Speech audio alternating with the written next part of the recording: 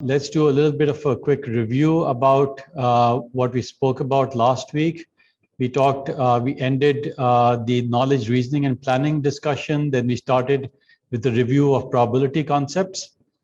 And we're going to continue that and then extend it to application. We had ended on Bayes' theorem, and I hope some of you worked on the problem that we spoke about, and we'll extend that example and look at Bayesian networks as well.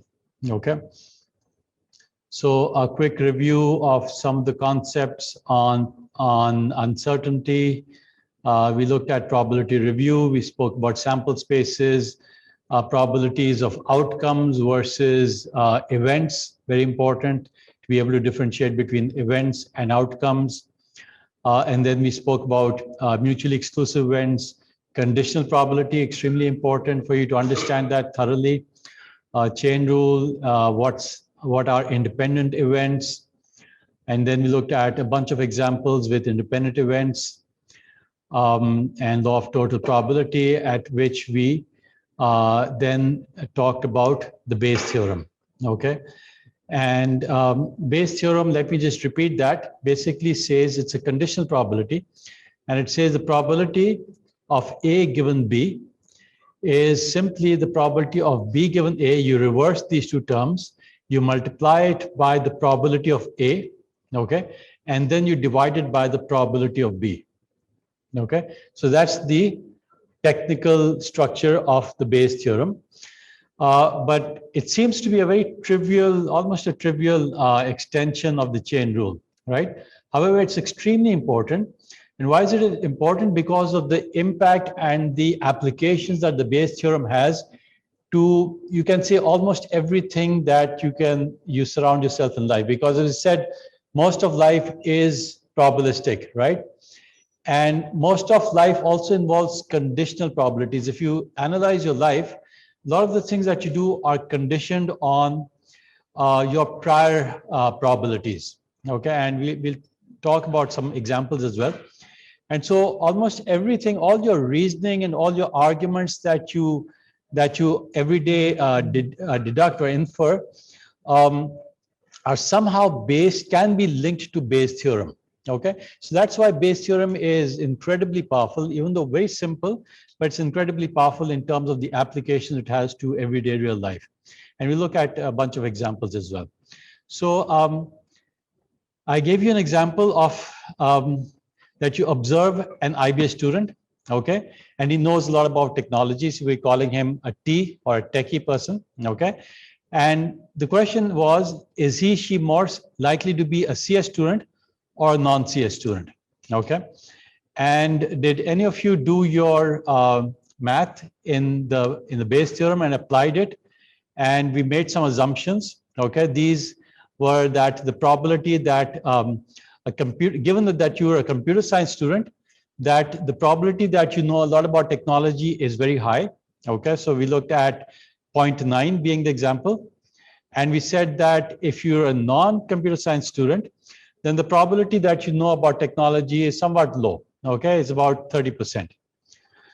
And then the question was, if you apply Bayes' theorem, what is the answer to the question? What is the probability that, given that you find somebody who knows a lot about technology, what is the probability that they are a CS student versus a non-CS student, okay?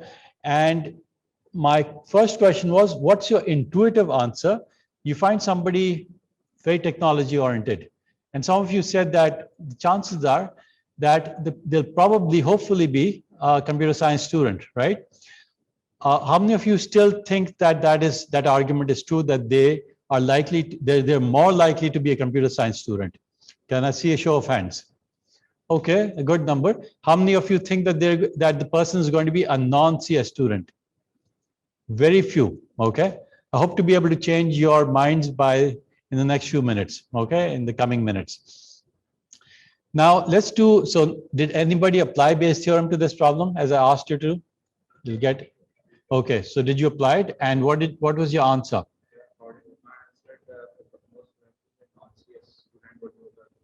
So you're saying that, and here somebody's actually done their homework.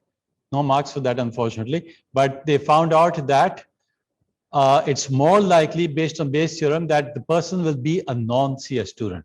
Very counterintuitive, okay? And the question is, did you analyze that, and did you figure out what was your intuition about that? Why is that the case?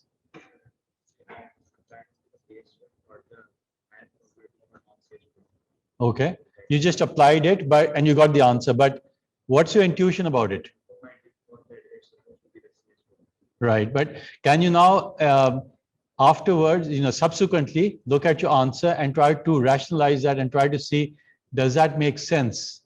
I mean, if you think about it, why should it make sense? Based on our assumptions of the technology CS students, we take a higher assumption for the non-CS students. Right. So no, you're talking about these assumptions or these over here? Probability of technology given that these. Okay, so you had this. So 90% chances that somebody who's a computer science student knows about technology. So that's fine. But why is it that your answer was different? G. Exactly. So that is the, $64,000 point, is that, look at this. What's the probability? You know approximately what your numbers are, right? Computer science are about 600 or 800 or 1,000 at best. Maybe a little less than that. In terms of actual numbers are probably like 800 students. And we have approximately about 5,000 students at IBA. Okay, so probability may be somewhere around 1:5, 20% students are computer science students. So the issue here is that, as you've just rightly pointed out, that on average, when you go on the campus, and you're not saying that you're looking at students just coming out of the CS class, but on average, if you go on the campus, you're equally likely to find anybody who's equally representative of an IBA student, right? And so the chances that that student will be a CS student is only 20%. And this is what we call our priors, okay? Priors means prior probabilities. These are things that we already know, okay? Without going into the evidence that we're looking at a particular student who is a techie, but we're saying that our priors are that we know that the fact is that only about 1/5 of IBA students are computer science students, and 4/5 of them are non-computer science students. Okay. Now, if you think about that, can somebody now offer, revalidate? And now, how many of you think that the answer should be the other way around? How many of you have changed your minds now? Okay, so still some of you are not convinced. Okay, so let's take a look. Well, we'll take a look at the numbers, but before we take a look at the numbers, let's just take a look at the actual picture. Okay, so here's about 1 out of 5,000 students, 20% are CS. So only about 1,000 students are CS. 4,000 or 80% of the students on campus are non-CS.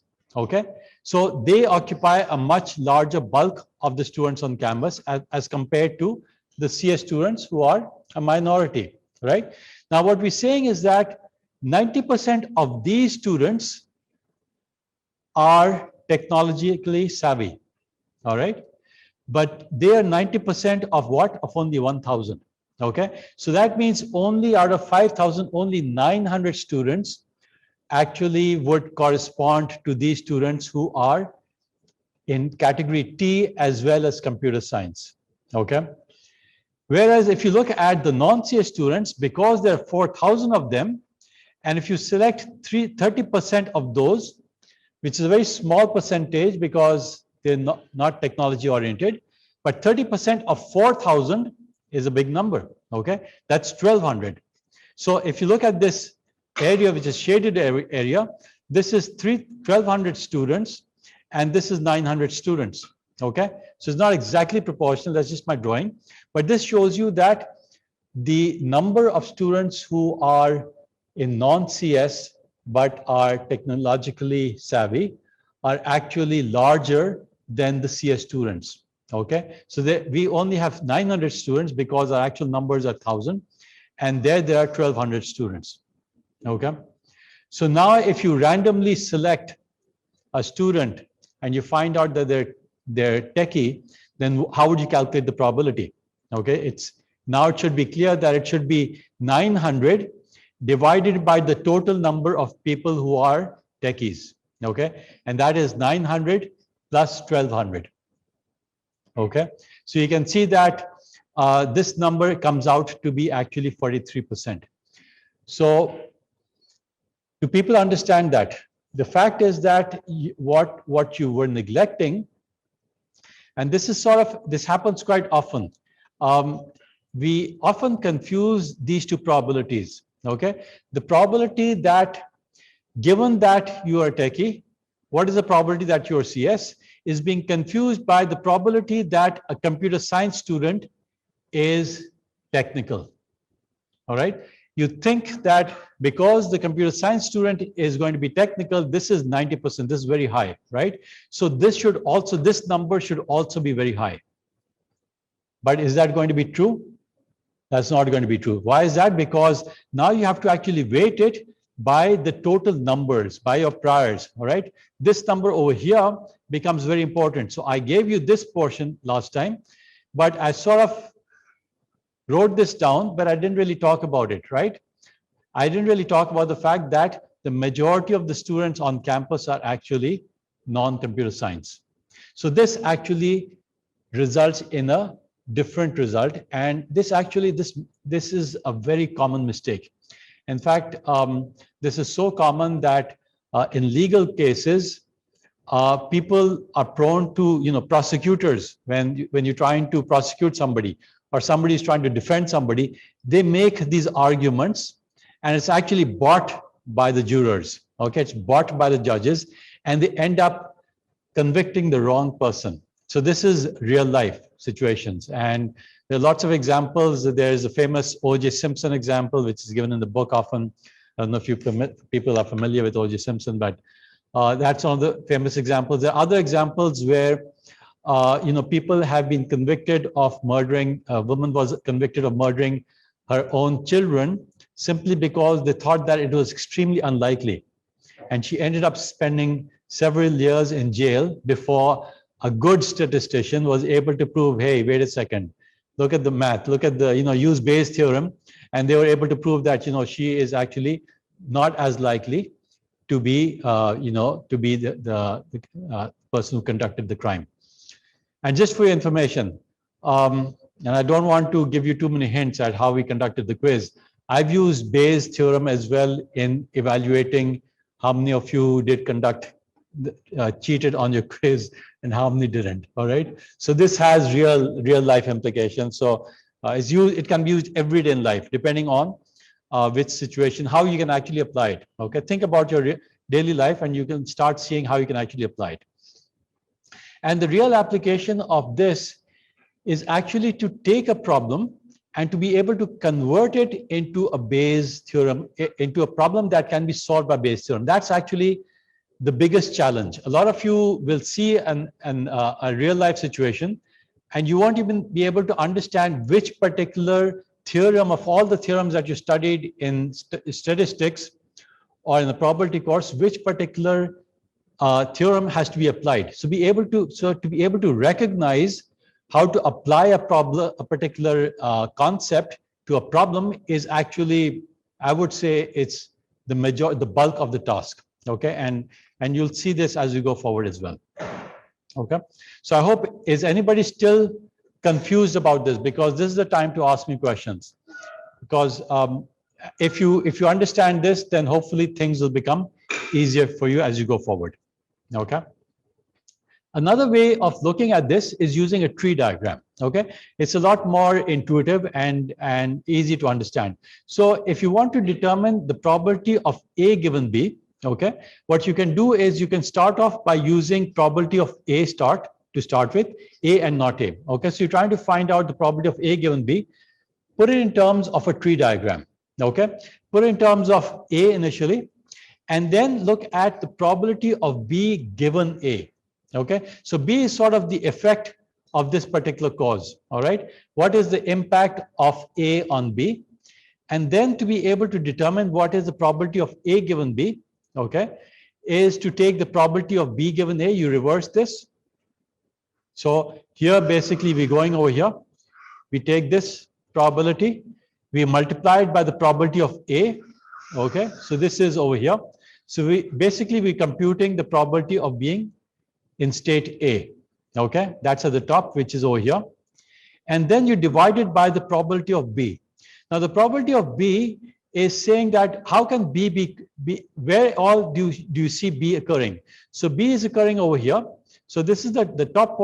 So here you're saying what if A happens, and what if B happens as well, and what if B does not happen, given that A has happened. Okay, and similarly this is probability that A does not happen, and then this is the probability that B happened when A did not happen, and this is the probability that neither of them happened. Okay, so very simple tree diagram, which is often used in making decisions. Okay, so when you are faced with difficult choices in life, I would recommend that you use this tree diagram. I actually use it a lot in real life. I mean, in real life decisions, when I have to make family decisions, I actually think about this, even though I'm not putting it in this way, but I do in my mind, I put it down in terms of a tree diagram, and it makes the decision making a lot easier.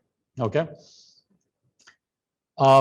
So if you come over here, then what is the probability of B? Now, the probability of B is either it could have happened because you took this particular path when A was true, but it's also possible that you took the probability of B happened when A was not true. Okay, so you see these two red lines, you can see that probability of B is actually a combination of both A as well as C.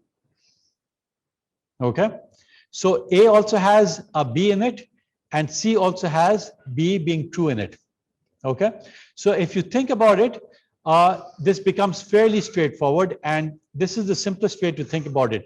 The probability that A, given that that B has taken place, what is the probability that A takes place is simply the probability of A divided by A plus C. Okay, so think about it a little bit more, and it should be able to make a lot more intuitive sense if you put it in terms of a tree diagram. Okay.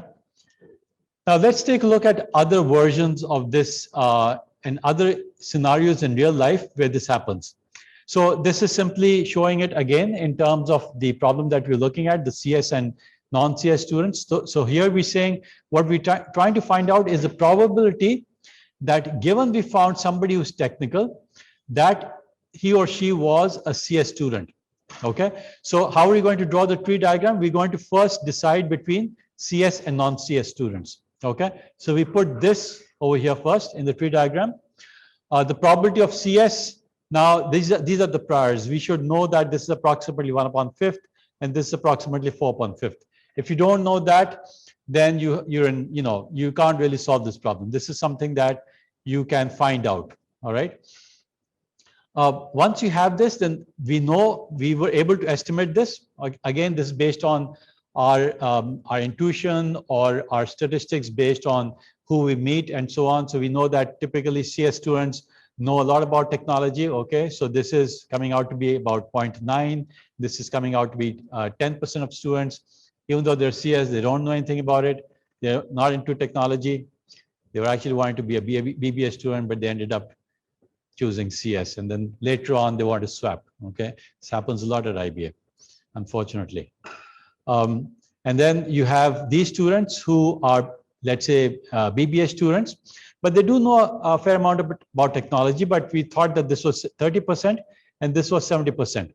Okay, so if you want to solve this, again, this simply becomes A upon A plus C. Okay, this number divided by this plus this. Okay, so this is another way of thinking about the problem. Okay, let's move on. Now, as I said, one of the reasons was that we got this answer wrong is because we confused probability that given that you know a lot about technology, what is the probability of being a CS was confused with the other way around, that given that you are a CS student, you know a lot about technology. Okay, so don't make this mistake. And the other thing that we didn't take into account was the priors. Okay, the prior that CS students are 1/5 versus non-CS students are 4/5. Okay. Now, these priors, what are they? And you might have heard about these, and these are used a lot in non-technical courses, okay? So let me define what a prior probability is, and it's used a lot in economics as well, if some of you have studied economics. So the unconditional probabilities are referred to as priors, okay? Let me make sure that this is over here, okay? So simply you can say that any unconditional probability is a prior, okay? So the probability of being a CS student, non-CS, these are prior probabilities. If you get further evidence, okay, so if there is further evidence, and if you don't have any further information, then and if you have further information, then that is called evidence. Okay, so now we found somebody who has technical background, so that is further evidence. Okay, and then the conditional probabilities are called posterior. Sort of makes sense that now you are trying to find out, given that you have further evidence, you're trying to find out what is the posterior probability. Okay, so the posterior probability would be this, in our case, the probability that given you have some evidence that he is technical, what is the posterior probability that now this person is a CS student. Okay, so this is another terminology that you'll often also hear. Now, another way of looking at this is in terms of cause and effect, okay? And this becomes extremely important when you're doing research, okay? And you have a certain hypothesis, and you're trying to either prove it or disprove it, okay? Comes out extremely importantly in research. And in fact, most of your research courses start off by explaining this concept, okay?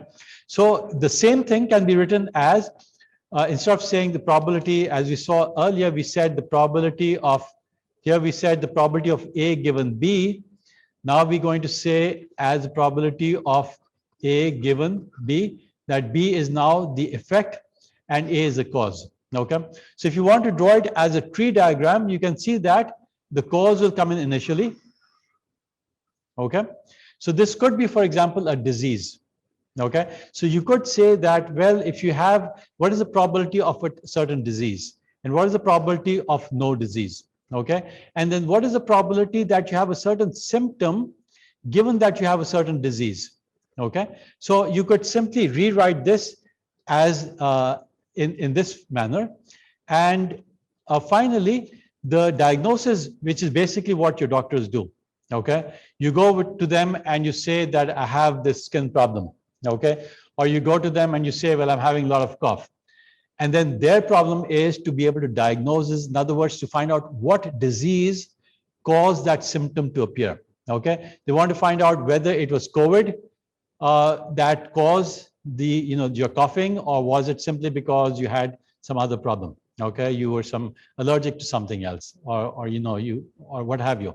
So this is basically what diagnosis is. It's really to be able to use Bayes' theorem in this particular scenario. So extremely, as you can see, extremely useful. Used by doctors, and in fact, unfortunately, also misused by doctors, and in a lot of cases actually misused. Okay. There's a very famous cancer example, which I'm not going to get into, but a lot of times it's misused in cancer. It's also misused in, for example, simply diagnosing the probability of you having COVID. Okay, so maybe we'll cover that in some homework examples.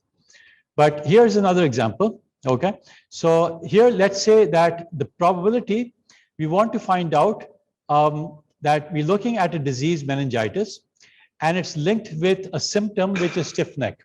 Okay, a lot of us have had stiff neck, right?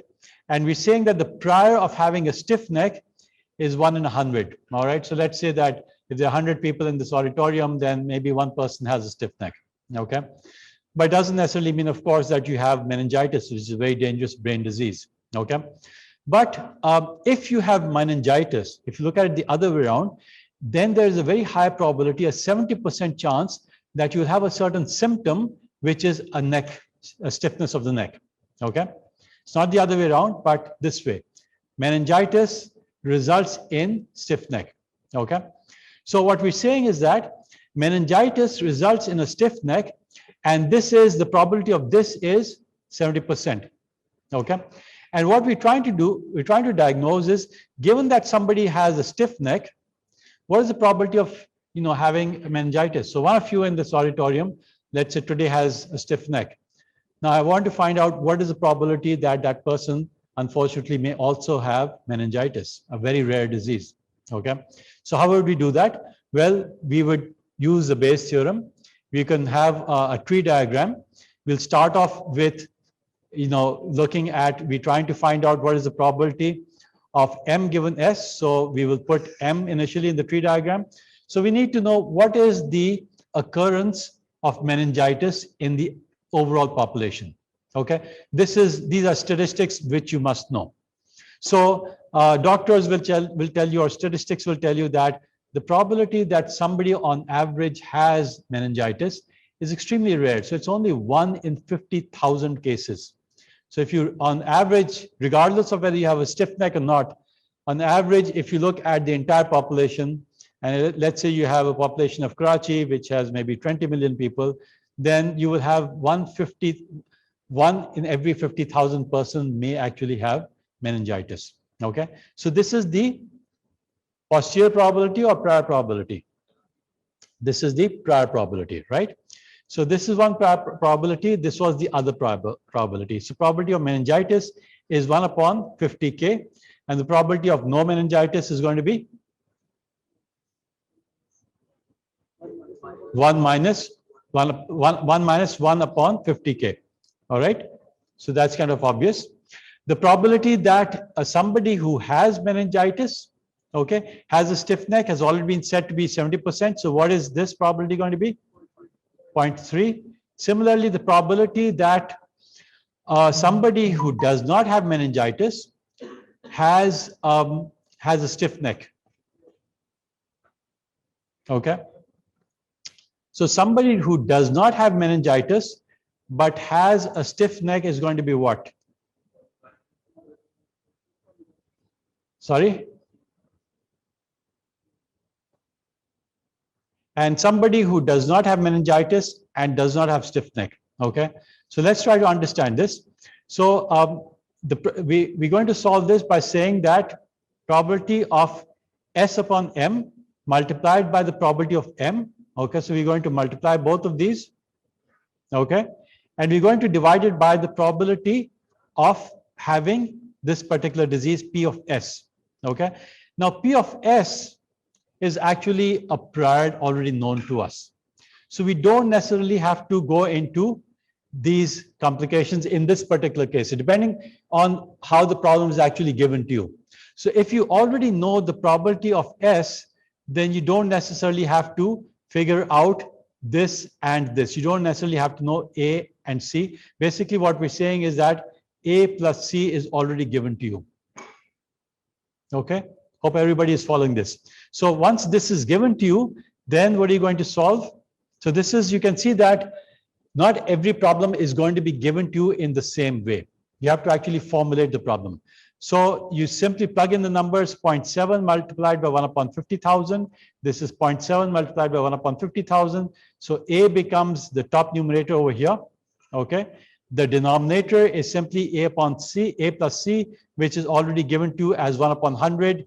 You multiply these two and comes out to be 14%, which may not make a lot of sense to all of us because you're not really doctors, but one should always look at the numbers and try to see if they actually make sense. Okay. Does it make sense that 0.1%, 1 out of every 1,000 persons who has a stiff neck has meningitis?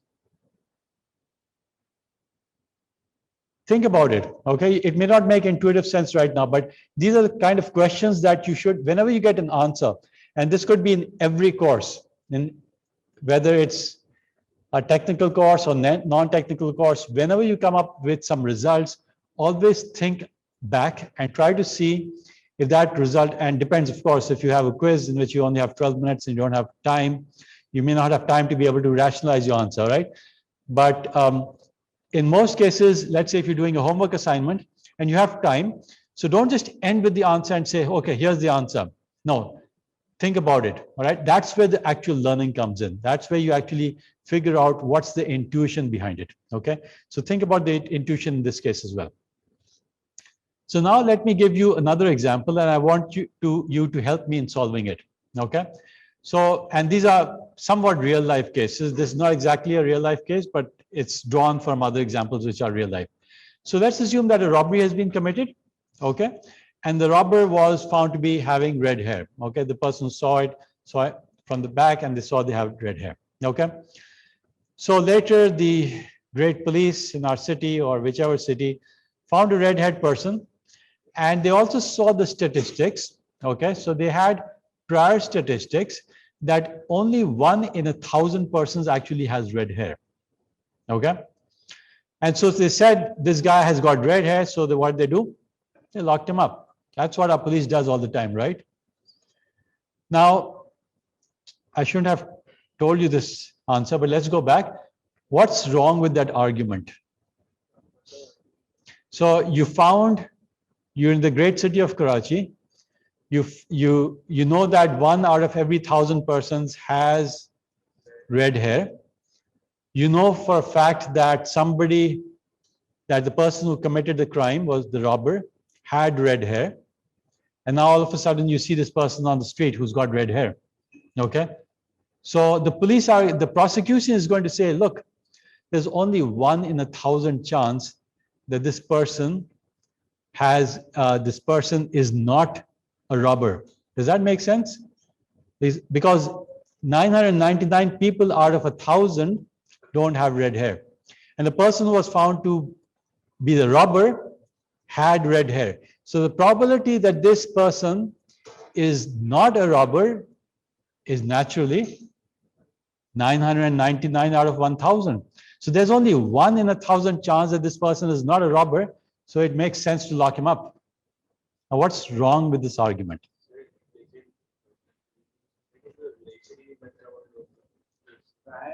No, what you're saying is there's no relationship, but no, we have actually got somebody, the person who was robbed, he or she actually saw the robber from the back, okay? They saw that the person had red hair. So there is 100% chance that the robber actually has red hair, assuming that he's not wearing a wig or something.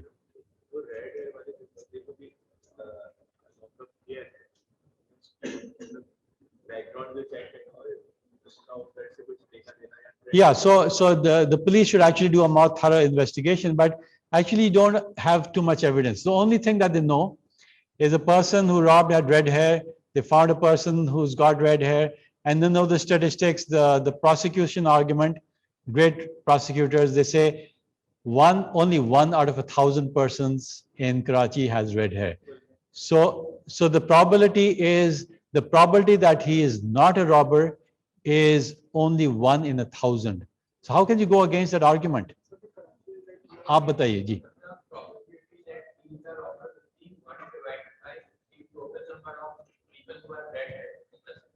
Yes, so you're getting to the right point. I think maybe other people are also ji.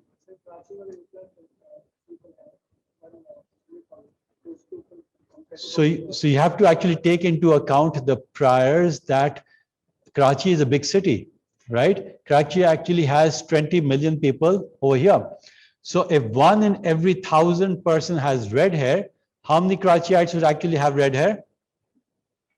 20 million people divided by 1,000 people, okay? So actually a very large number of people in Karachi would actually have red hair, but only 1 of them committed that crime, okay? So your real probability, if you were the defense in this case, you would actually argue that what is the probability that out of all the people, this is the person who was the criminal, right? So you would look at this. So here's the argument that went wrong. So let's say that there are 10,000 persons in the area. We're not saying that there are 20 million, okay? So it's a small village. So there are 10,000 persons in that area. So that means because every 1 in 1,000 persons has red hair. So how many people in that village have red hair? 10 people, right? Out of 10,000 divided by 1,000, that gives you 10 persons. So there are actually 10 persons in that village who have red hair. So now the probability that, and there's only one of them is a robber. Okay. So now the actual probability for the defense is to say that the probability that this person is a robber is actually 1 out of 10. Okay. So it's not it's not 999 out of 1,000. It's actually 1 upon 10. So if you've turned the tables completely upside down. Okay. By simple applying of the Bayes theorem, you can see that you've been able to defend an innocent person. Okay. But the question is, how do you actually use Bayes theorem? And how do you actually formulate it in terms of, let's say, a tree diagram? Okay. So let's say we have this tree diagram. Now, where do we start? What are you trying to find out? Probability of what and what? Given that you have red hair, probability that he or she is a robber, right? So you're trying to find this out. So how would you draw the tree diagram? Probability of robber and non-robber. Okay, it's fine. So this is the probability that somebody is a robber and somebody is not a robber. Okay. What are the probabilities? Remember that this city has 10,000 people. Okay. And we know that 1 out of 1,000 people have red hair. These are the known facts. So help me out. How do we go forward? So what's this going to be? This is going to be probability of red hair given that he's a robber. Okay. What is this? Sorry? Okay, first, yeah, good point. I jumped ahead. So what is the probability of a robber? 1 upon 100. No, there is no 100 over here. There's either 1,000 or 10,000. There are 10,000 people in the city, and there are 1,000 people. Every 1,000 person has red hair. So what is the probability of a robber? 1 upon 10,000. Exactly right. So there's only one of them is the actual. We're looking for a specific robber, not for all the robbers in the city. All right. In Karachi, there might be far too many, but we're looking for this specific robber who had committed this specific crime in which the person who saw them knew that he had a red hair. Okay. So this is very specific. So the probability that one of these people is a robber is 1 upon 10,000, right? So this is clear. What is the probability that a person is not a robber? 1 minus 1 upon 10k. So far, so good. Okay, so proceeding ahead, what is the probability of red hair? Given that the person is a robber, what is the probability of having red hair? Sorry? 1 upon 10. So one answer is this is 1 upon 10. Can you explain why you're saying that? So we calculated over here that, is that what we calculated? We said, what did this say? This is the probability that the person, tell me what did we calculate over here? That robber given red head, right? So, and what are we trying to calculate over here? Is these two the same? No, they're not the same. So that was actually what we eventually going to calculate. So right now what we're saying is, given that you found the robber, caught him, what's the probability that he has red hair? Is 1, right? Because somebody actually saw that person. So this is going to be not going to be 1 upon 10, it's going to be 1. So this is actually framing the question in the right way. Understanding it, interpreting it is extremely critical. Okay. If you get this wrong, then blindly applying the Bayes theorem will not give you any answers. Okay. What is the probability that the person does not have red hair given that he is a robber? Is 0. Why? Because we know that. Okay. Now, what is the probability that the person has red hair given that he or she is not a robber? Okay, so we're looking at this branch. Now, we're looking at the average probability.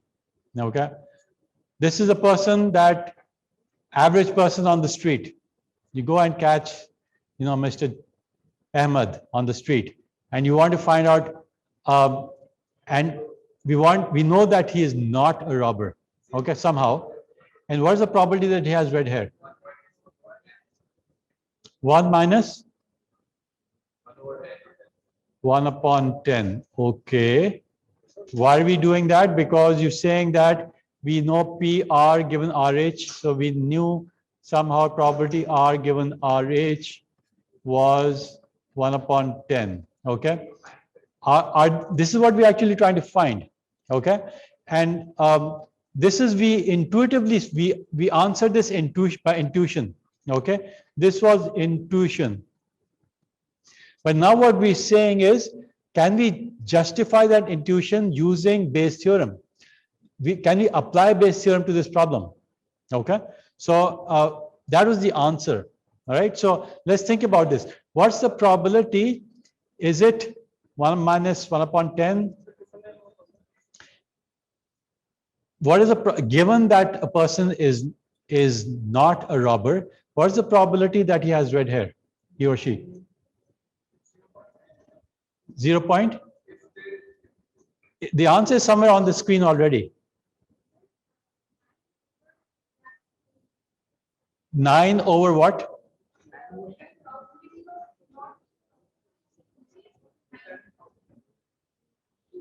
So 9 upon 1 minus 1, say that again. So it will be 1 upon 1000. 1 minus 1 upon 1000. Okay. Do people agree with this? The probability that he has red hair, given that he is not a robber. Okay, so you catch an average person. He's not a robber. What is the probability that he's got red hair? Well, look at this. We're saying that the probability of having a red hair on average is 1 out of 1,000. So an average person already who is not a robber will have, the probability will be 999 that, well, the probability of having a red hair will be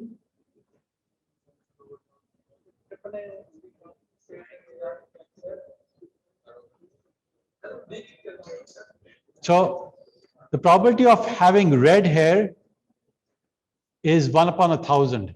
Okay. Can this be directly used over here?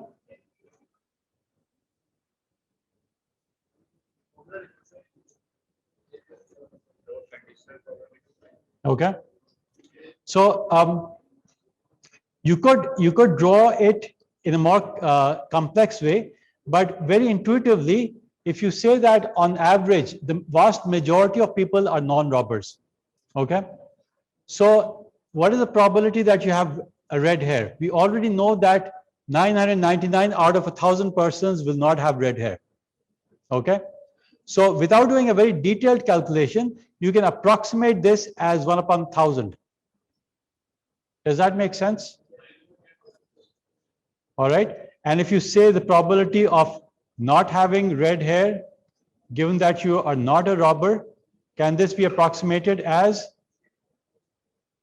not a 0, because 1 out of 1,000 person does have red hair. Okay. So the probability of not having red hair is the vast majority, 999 upon 1,000. Okay. So can we approximate these two? G. Yeah, go ahead. Sorry? This one over here? This one over here? This one here? So it will be what? 999 upon 10,000. Why is that?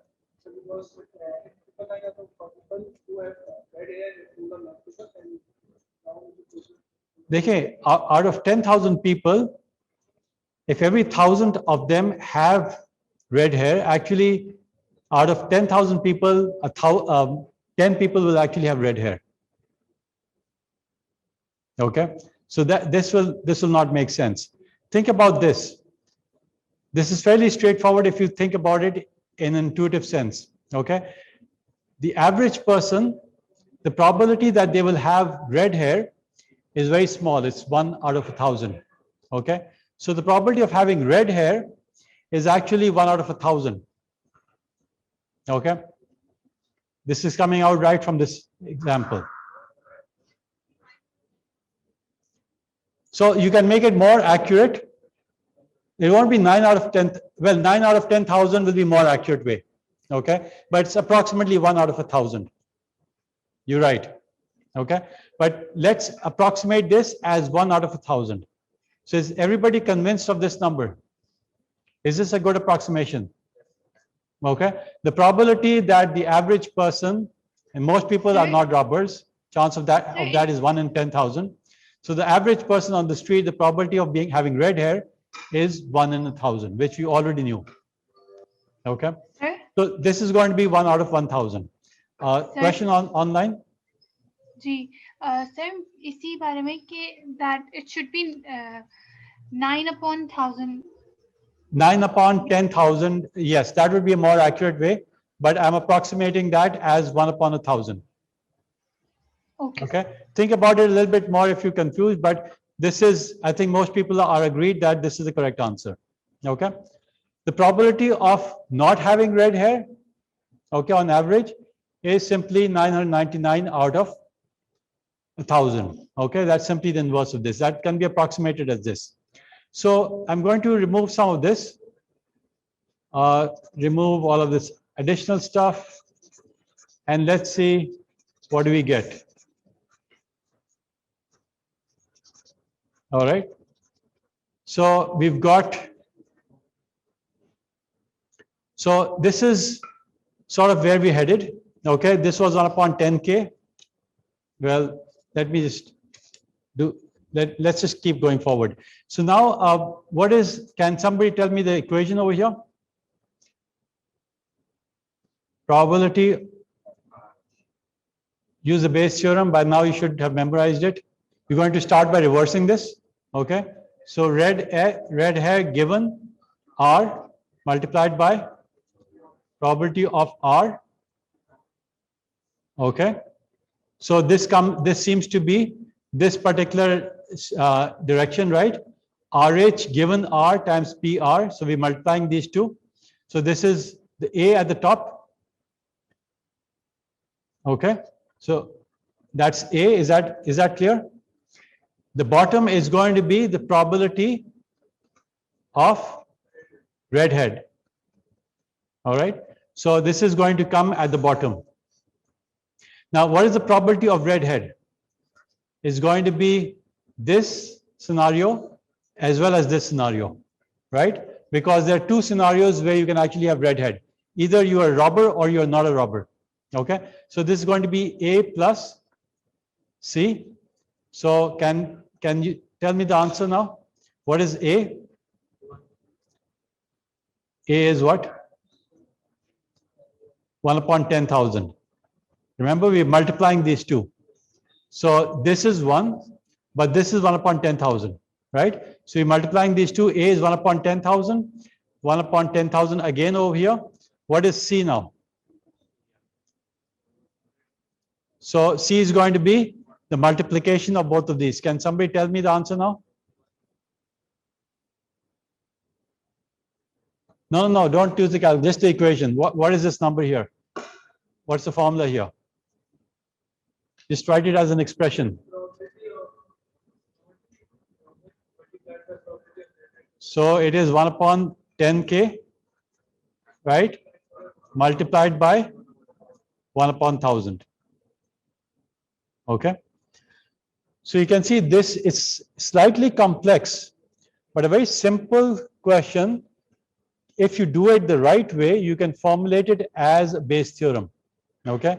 And it does have complex numbers. You can see that you've got 1 upon 10,000 over here, 1 upon 10,000. Then you have these two numbers, and you actually need a calculator to calculate this. Okay. And if you solve this, this comes out to be 9%. Okay, so here's the answer. 1 upon 10K over here, 1 upon 1,000 multiplied by 1 upon exactly what we had over here. Okay. Now, does this answer make sense? Now, again, what is your intuition saying? What was our intuition actually saying? It should be about what? 10%, right? What are we getting actually? We're getting 9%. So it's approximately, our intuition was approximately right. But if you want to do a more thorough analysis, it's actually this. And if you want to do an even more thorough analysis, you would have to do this even more accurately. Okay, but I'm not getting into that. So you can get a first order approximation, which is better than your intuitive approximation. Okay. So this was an example of how you can apply it and test this out. Take any problem and try to figure out how you can actually solve this using Bayes' theorem. So now we're going to stop with, this was, I think, chapter 13, if I'm not mistaken. So this is basically Bayes' theorem.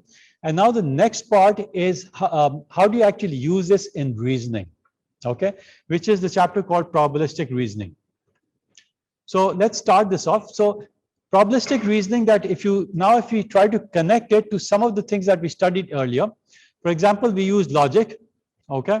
We used logic, for example, we used this particular logic, if you remember, we defined father F of a child as somebody who is both a parent as well as a male member, okay? So this was a very simplistic way of defining when somebody is a father of a child, right? And this was an if condition, right? But in a lot of real life situations, as we know, you don't have simple situations, right? You have uncertainty, okay? So if you have uncertainty and you can't determine the exact answer, you have to replace it with a probabilistic reasoning, okay? And the probabilistic reason here, for example, you could apply probabilistic reasoning over here as well, but I won't get into that. Leave that for the courts to decide in some cases. But let's take a look at this. You can say that you have lung cancer if you are smoking, right? But that's not accurate, right? Because we know that not everybody who smokes gets lung cancer. It can be pretty high, but it's not all cases, right? So you can replace that and you can have probabilistic reasoning as opposed to the earlier reasoning that we had, which was non-probabilistic. And you can say that if you are smoking, now the probability of cancer is 60%. Okay, so that's basically what probabilistic reasoning is, that you replace your simple conditions with probabilistic conditions. Okay, and what you'll see is that in real life, all of reasoning is not very simple. It's all based on probabilities. Okay, because as you saw, nothing is 100% in real life. Okay, now let's do, because we're going to introduce variables as we go forward, let's do a quick recap, not exactly a recap, maybe a recap of intro to statistics. What's a random variable? I didn't really define that so far. We discussed what outcomes were. We discussed what events were. Now, what's a random variable? Is it an outcome? Is it an event? Is it something different? I'm sure you're all familiar with the term random variable, right? And you also have a good gut feeling what a random variable is. You know, it may be X and it can has a probability distribution function, right? So if X is continuous, it may have a probability distribution function. So for example, if you're looking at a random variable which is denoting the height of all the students at IBA, you might say, well, this is a random variable which on average is maybe 5 feet 6 inches, right? That's a random variable and it has a certain distribution, okay? But that could be continuous. What if you have a discrete random variable? Okay, think of a discrete random variable. You toss a coin, right? It could have heads and tails, or you could have, you've rolled a dice and it has one of 6 values, 1 to 6. So each one of them has the same variable, right? Same probability value. So those are random variables. But how do you define that in terms of, now notice that earlier when we talked about an outcome, were we talking about numbers? We said it's either head or tail, right? We didn't actually associate any number with that. When we talked about dice, they actually did seem to have numbers, but it's not in all cases, right? So random variable can be thought of as associating number of function with any event. Okay, so let's say if you define an event as the probability, let's say that you throw 2 dice, okay, and you define an event as the sum of the 2, okay, and you define the random variable x. So if you throw two dice, what's the sample space? What's omega? Throw 2 dice. What's the sample space? You could have 1, 1, you could have 1, 2, and all the way up till 6, 6, right? And how many of these will there be? N will be 36 because there are 36 possible outcomes, right? Now you could define a random variable on that, and you could say that it's simply the sum of the 2 dice values. Okay, so you could say that it's the sum of the 2. So what would the possible domain values of x be? So there would be 2, 3, all the way up till 12.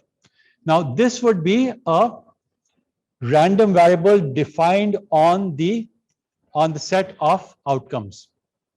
Okay, so a random variable is always a function, is defined. Now you could also have a random variable defined on, you toss a coin and you say that heads will have a value of 1 and tails will have a value of, let's say, 0. And then you could define that if you're tossing a coin, then you will either have a 1 or 0. Okay, so a random variable, remember, is always something which has a function, which is a function defined on a variable. Okay, in the case of Boolean, you do have an exception that you could also define the domain as, in a simple way, to be true or false. Okay, instead of saying 0 or 1, you could also use true and false as the possible domains. Okay, so those are random variables. Now, what are marginal probabilities? You must have come across this. How many of you have come across marginal probabilities in Intro to Statistics? Surprising. I'm sure all of you have forgotten it, right? You must have been taught. So what are marginal probabilities? Well, if you didn't study it, then pointless asking you. But marginal probabilities are essentially, for example, if you think back at the computer science and non-CS students, right? If I asked you what is the probability that somebody is a technical person, then you can say that that could be a marginal probability. Okay, so you could say that in this, and this can also be, you can also represent that particular example as a tabular, as a table. Okay, so you could say that you have CS students and you have non-CS students. This was the probability of a CS, this was the probability of a non-CS.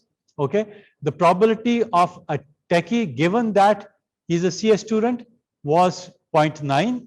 So the joint probability of CS and T are simply the product of those two. Okay, so you got 0.18.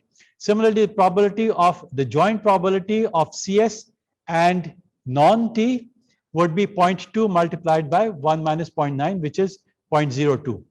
Okay, these two, of course, would add up to this.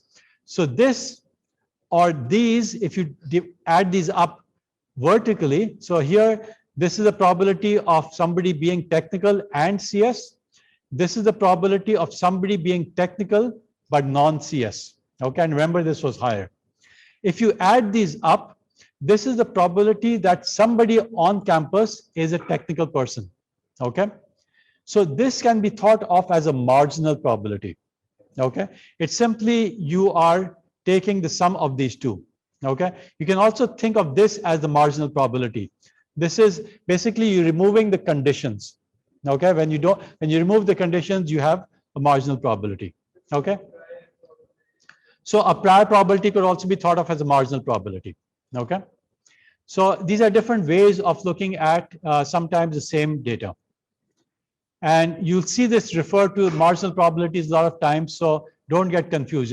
The concept is fairly straightforward.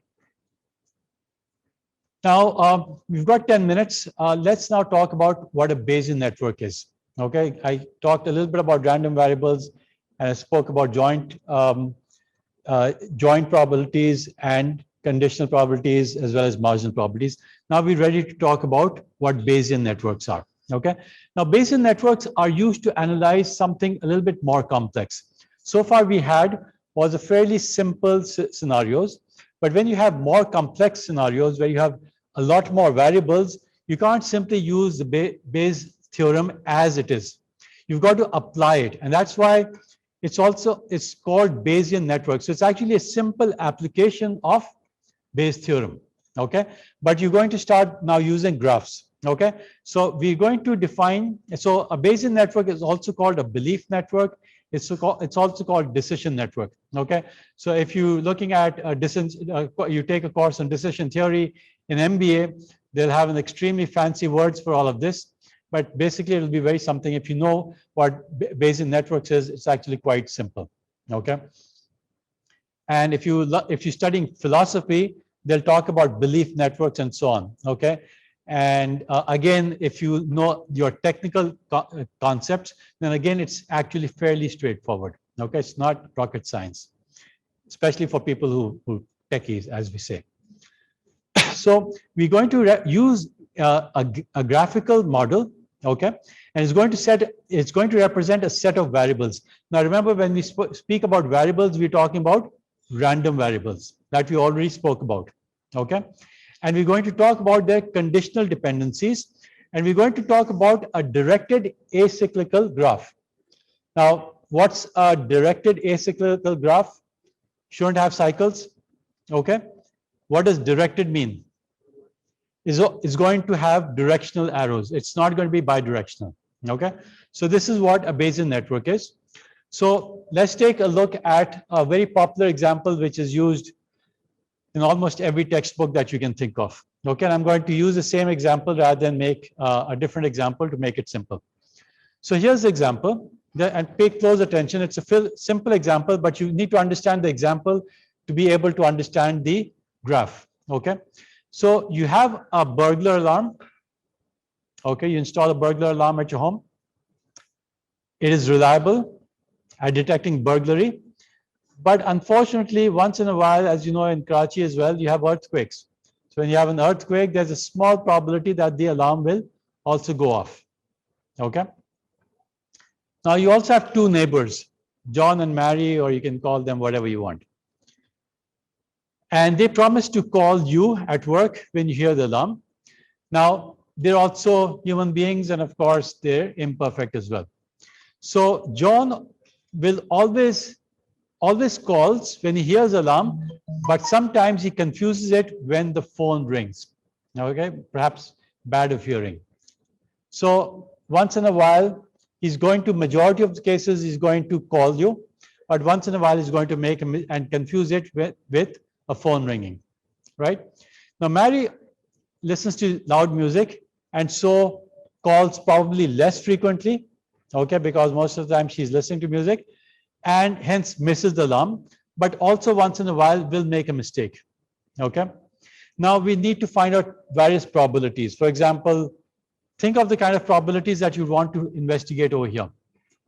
Given all of this and given all of these numbers, okay, so let's look at this and then I'll ask you what kinds of things that would you like to investigate over here, okay?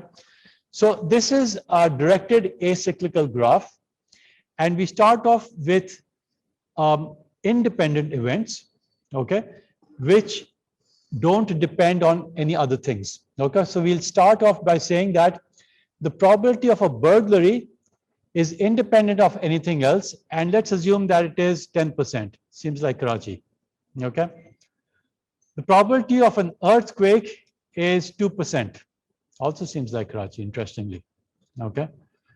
And these two are independent, okay? So if I were to ask you, what is the probability of A and E? In other words, what's the probability of Okay, let's not jump ahead. Let's stay over here. Okay, so these two are independent events, and now the alarm is dependent event. Okay, why is it dependent? And notice that this has a directed graph. So burglary doesn't depend on the alarm, earthquake doesn't depend on the alarm, but obviously the alarm does depend on burglary and it does depend on the earthquake. Okay, and there's a certain relationship between these probabilities. Now let's say that you conduct, based on your experiments and based on statistics that you've gathered being in a particular city, you find out this particular truth table. Okay, and these are conditional probabilities. Okay, so this is the probability that an alarm goes off given that you either had a burglary or you had an earthquake or you had both or you had none. Okay, there can be 4 possible cases. So these are the possible cases. You can have both of them going off, or you can have neither of them, or you could have a combination of these two. Okay, and we found out what are the probabilities that these cases happen. So let's say that when neither of them happen, then the probability is extremely unlikely, 0.1%. Okay, seems reasonable. But when both of them happen, it's very high. In other words, if you have a burglary and you have an earthquake, it's not 100%, unfortunately, your alarm still doesn't always go off. There's a 95% chance that it will go off. Okay. Think of this. If you have a burglary, but if you don't have an earthquake, does this number make sense? It's slightly lower. Why is it slightly lower? Because there's also some probability that it will be going off with the earthquake. Okay. So these numbers are making sense. The probability that if you have an earthquake and you don't have a burglary is fairly low.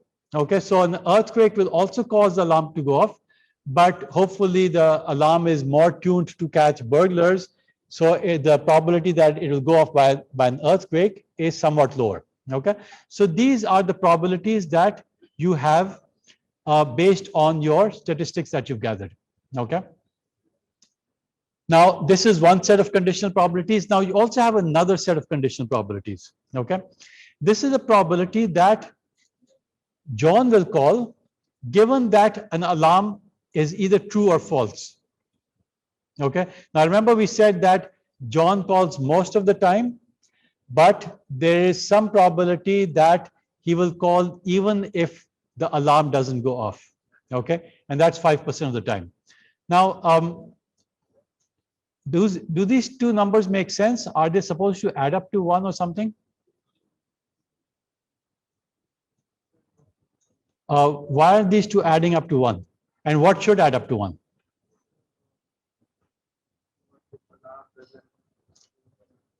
So we're saying that the probability that John calls, given that the alarm is true, is 90%. So what would be the other 10%? John doesn't call, right? So in other words, basically what you have is this particular situation that if John doesn't call, then there's going to be 10% chance that even though the alarm went off, that there's a 10% chance that he didn't call. Okay, so sometimes if you look at this, the truth table is not going to be completely given because the other column is actually 1 minus this particular column. Okay, you could actually have the probability that John doesn't call given that the alarm goes off, and this would be simply 0.1, and this would be what? It would be 0.95. Okay, but we're not going to show that column because it's redundant. Okay. Similarly, Mary also has a 70% chance. We said that she gets confused with music, so she has a lower percent chance that she will call if the alarm does go off. Okay. Now, there's an interesting thing over here, and I'll end with this, that there is something called a conditional independence. Can somebody tell me what is a conditional independence over here? We said that A, J, and M are all dependent events, right? A, J, and M all depend on what? On burglary and the earthquake. The alarm is clearly dependent on both burglary and earthquake. But what about John's call? Is that dependent on burglary, alarm, and earthquake? Or does it only depend on earthquake? Sorry? It only depends on earthquake, right? So actually, given the alarm has either gone off or has not, the probability of John calling does not depend on the earlier events. Okay, this is called conditional probability. Now think about it for a minute. Can you think of real life examples where you have conditional probabilities, right? So for example, think of three events, A, B, and C, where there is a dependence between A and B. B depends on A, C depends on B, but given B, C is independent of A. Think of a real life example. We've got another minute. You've got to think in real life, all right? Every time you think about things, think about how does it actually relate to a real life example. Don't think about John and Mary, by the way, all right? I don't like these foreign names anyway, but I use that example because it's in the book. But think of a real life example where you have conditional independence. You can think of, sorry? Mobile alarm. Okay, so you're reminded of quarter to four. So your mobile alarm, so develop that concept. So what's your alarm? Is that C, is that B, or is that A? So your mobile alarm goes off, right? And that implies what? Okay, so think about me, right? So let's say that A causes B. So if my alarm goes off, then hopefully I will close down my class, right? But will I do that all the time? For example, today I'm not going to do it, right? You guys are going to be late for your next homework, for your next class.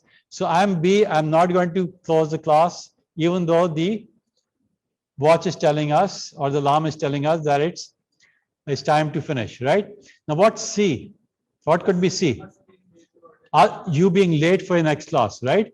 So now given B, given that I'm either, well, here are the exceptions, right? These are the C's who are who are actually dependent directly on A, okay? These guys are they don't care about B. But most of you hopefully are actually going to wait for me to shut the class, right? So in real life, this is a real life example that C is mostly, for most of you, you're dependent on B. You're dependent on me closing the class. If I close the class or not, then A is independent, right? I'm going, some faculty are extremely strict. They won't allow these guys to go out, right? They'll mark them absent, or, they'll wreak havoc on their grades. I'm not like that. So in this case, C does depend on A. But in some classes, you will see that C is only conditionally dependent on A. And if B is given, then C is independent of A.